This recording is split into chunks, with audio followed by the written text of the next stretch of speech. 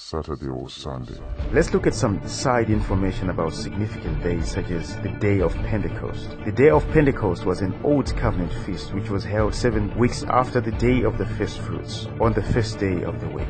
That's the day the Torah of Moshe was given to Israel, on which 3,000 Israelites perished. Exodus chapter 32 verse 28. The Israelites were supposed to have a feast on Pentecost in commemoration of the day on which 3,000 people perished as punishment for breaking the law. On Pentecost in the New Covenant, when the Spirit came, 3,000 people were saved. So which day is the right one for the main service? Some say that it's Saturday, the Sabbath day. Some say that it's Sunday, the Sabbath day. People who say such things are legalistic, they'll be trying to prove that they are Sabbath keepers. The early church used to meet on the first day of the week. One of the reasons could be that Jesus rose from the dead on the first day of the week, on the day of first fruits. The day of first fruits was an Old Covenant feast signifying resurrection of Christ. It came 3 days after the Passover feast, which signifies the celebration of the death of Jesus. This is probably why the early church met on Sunday for their main service. That's the day of the week on which Jesus rose from the dead. The Spirit also came on the first day of the week, the 50th day after the resurrection.